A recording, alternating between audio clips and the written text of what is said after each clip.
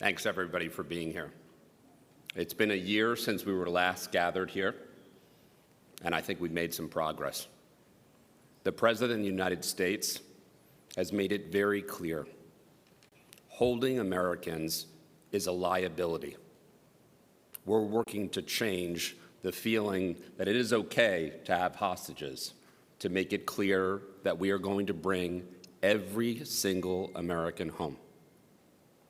And we've made progress.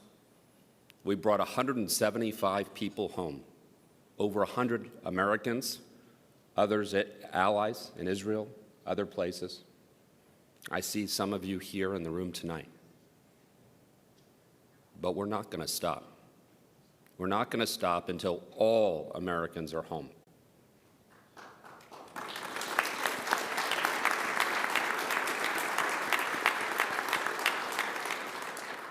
Now, Secretary Rubio, who we're really appreciative is here with us today, has made it a clear priority. In fact, he let Iran know that they are a state sponsor of wrongful detention.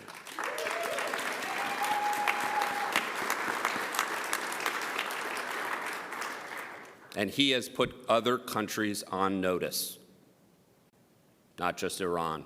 Anyone that holds American citizens, Russia, Afghanistan, countries in Africa, that it's not okay, and we will not stop until they're home. I want everybody to know our success is driven by a number of things. First and foremost, it's driven by the President of the United States, President Trump's vision to get to peace through strength. And that is why we're succeeding, not only on the hostage side, but it's why he's succeeding broadly. The second thing is a group of people, the FBI, State, our National Security Council, that are committed to bringing people home. And these are people that I am privileged to work with because they risk their lives. Some people don't know they're behind the scenes. But I know how much they make a difference. And I know and I see when President Trump unleashes talent, what we can do, how many people we can bring home. So I'd like to introduce you to our Deputy Director at the FBI, Deputy Director Christopher Rea, who's been a huge partner with us, SPIHA, with State, in bringing people home. So thank you.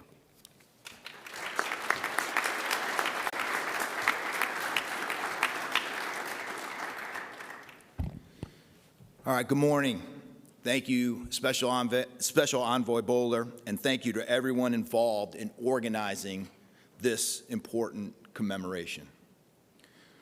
I want to begin by thanking Secretary Rubio, as well as Special Envoy Bowler, for their advocacy and support of the interagency efforts to bring home all Americans held hostage or wrongfully detained abroad, and to get justice and answers for the families.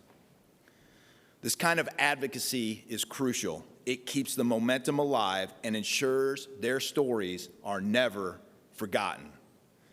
I also want to thank Dr. Gorka for his leadership and insight.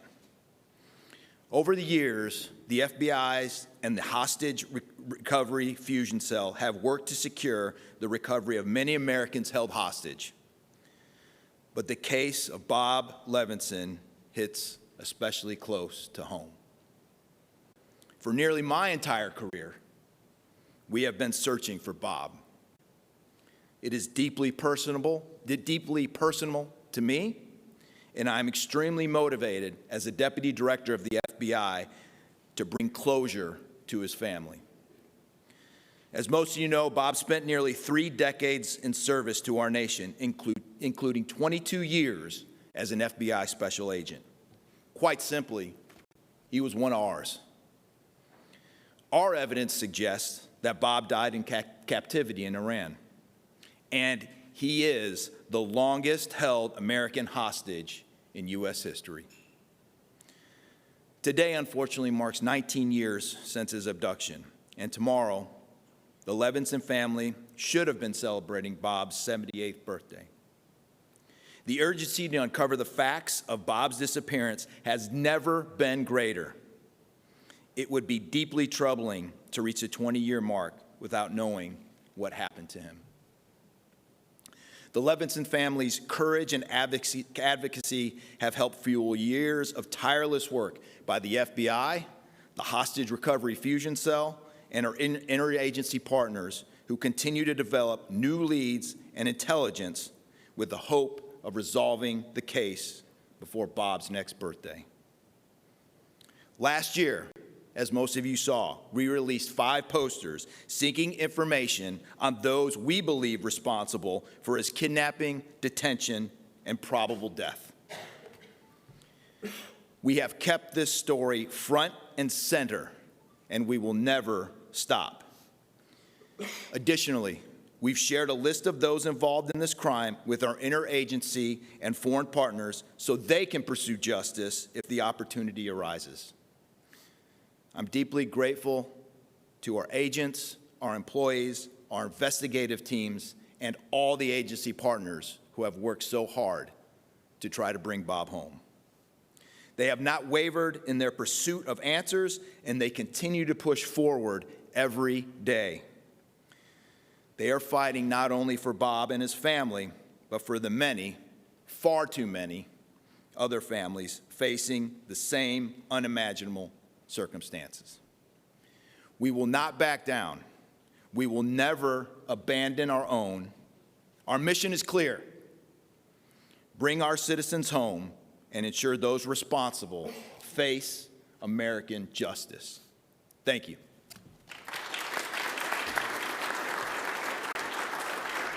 Well, thank you.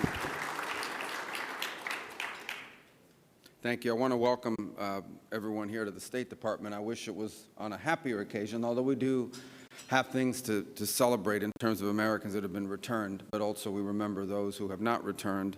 I want to open, first of all, just by stating the obvious. The United States is currently engaged in an operation targeting one of the world's leading hostage taker, the world's leading sponsor of terrorism, the regime in Iran. And first, I think we would all take a moment both to offer our thoughts, our prayers, and our condolences, and to honor the families of those who have fallen, the 7 Americans who have lost their lives in the initial hours of this operation. Incredibly brave Americans, and you saw 6 of them dignified return over the weekend, and we all are all in awe of their service, of their bravery, of their courage, and our hearts and our support extend out to their families in this very difficult moment, and the families of these incredible heroes. And heroic things are happening all the time, some of which will never make it to the headlines, but American men and women in uniform are conducting an extraordinary mission with extraordinary efficacy and efficiency and impact. The goals of this mission are clear, and it's important to continue to remind the American people of why it is that the greatest military in the history of the world is engaged in this operation. It is to destroy the ability of this regime to launch missiles, both by destroying their missiles and their launchers, destroy the factories that make these missiles, and destroy their navy. I think we are all seeing right now the threat that this clerical regime poses to the region and to the world. They are trying to hold the world hostage. They are attacking their neighbors. They are attacking neighboring countries, their energy infrastructure, their civilian population. They're attacking embassies. This is a terrorist government. This is a terroristic regime. And we are seeing them conduct terrorism using nation-state elements, using weapons like missiles and one-way attack drones. And the objective of this mission is to destroy their ability to continue to do that. And we are well on our way to achieving that objective every single day with overwhelming force, with overwhelming precision. The military, the United States military, the men and women in uniform are conducting an extraordinary operation. There are not a lot of cameras down there covering what they're doing, as opposed to some of the other images that you may see from some of the cities and capitals nearby. But I want everyone to know your military is getting the job done. And every single day, this regime in Iran has less missiles, has less launchers, their factories work less, and their navy is being eviscerated. And the world is going to be a safer and a better place when this mission is accomplished. And we...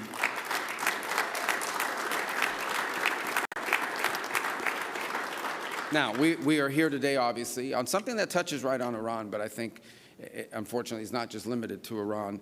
And we're here on the third U.S. Hostage and Wrongful Detainee Day, and it's a day that exists because families and loved ones refuse to let their loved ones be forgotten.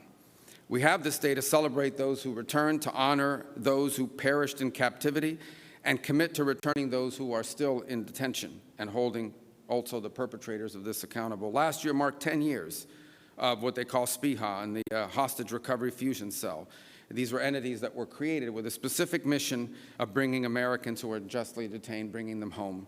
And because of this mission, because the heart of this mission really can be captured in one word, and that one word is homecoming, reuniting people to their loved ones. 4 years ago, 50-plus families in the Bring Our Families Home campaign created the flag that flies here today. It's a symbol of solidarity. It's a symbol of resolve. It's flown in honor of Americans brought home over the past 3 years and the Americans yet to be brought home to their families. And many of the families and of the returnees and the advocates who made those moments possible are with us here today. And we want to thank you for your advocacy, for never allowing us or anyone to forget of those Americans that are unjustly detained. And we're especially grateful to those who themselves were detained. You know, it would be perfectly understandable if you decided, I'm back home, I'm going to go on with the rest of my life. Your willingness to step forward, to tell your stories, and to ensure that other Americans who are similarly situated to the way where you once were are not forgotten. We're truly grateful. Your persistence, your courage, your love for your family members continues to drive this effort in days like today. As was already pointed out, March 9th marks the day that Robert Levenson went missing in Iran, and actually it was a case that I was also very involved in as a United States Senator, dating back to my very first day in the Senate. In fact, one of the first meetings I had, and to this I credit my former colleague, Senator Bill Nelson of Florida, introduced me to this case as soon as I got elected. And because of Mr. Levenson's ties to Florida. And we remained on that case throughout my career in the United States Senate, and it's one we will not forget. It's indicative of two things: the fact that Americans are taken all over the world, but it is particularly a reminder of the nature of the regime that we're dealing with in Tehran. We're honored to have his sons here today, Dan and Doug, with us. Thank you for being here. We appreciate you very much.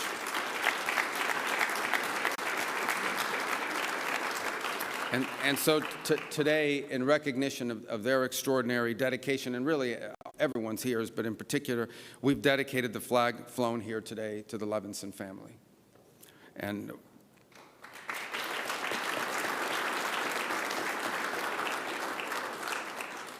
I think it's also important to give President Donald Trump a tremendous amount of credit. He has made, from the very first day in office, the return of Americans held abroad unjustly a priority of his administration. And since his inauguration, a little over a year ago, over 100 Americans have been brought home.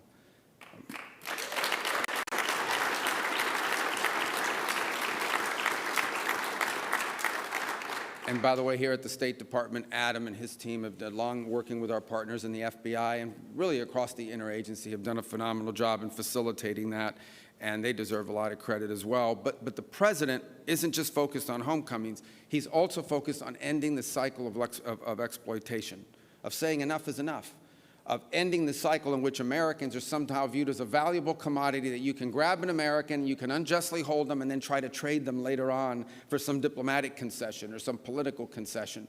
We have to end that cycle. We have to make sure that Americans are no longer viewed as targets of opportunity around the world, and people and nation states and terroristic regimes like the one in Iran know that there are consequences for doing that. And that's why we established the state sponsor of wrongful detention designation. In essence, designating governments and entities that specifically use this as a tool of leverage to their benefit and to our detriment. They view Americans as a commodity that they can grab onto and then trade in the future. That cycle has to stop, and that's why this designation now exists. And that's why, you know, the first, I believe, country we designated right under this authority on February 27th was this clerical terroristic regime in Iran. Because when it comes to hostage taking, there has been no worse offender in the world than the clerical regime in Tehran. They are the worst offenders in the world of terrorism, and they are the worst offenders in the world of hostage-taking from the very early days. And so they were our first designation. They were founded unfortunately, on an assault on the brave men and women of our foreign and civil service that were located there in Tehran. And the message is going to be very clear. The United States will not tolerate hostage diplomacy. They're not going to tolerate, we're going to continue to hold that regime accountable, and all other regimes that engage in this accountable for these practices. So, in closing, let me just say, today we honor those who are still waiting. It celebrates those who returned, and it remembers those whose homecoming came sadly and tragically in a different way.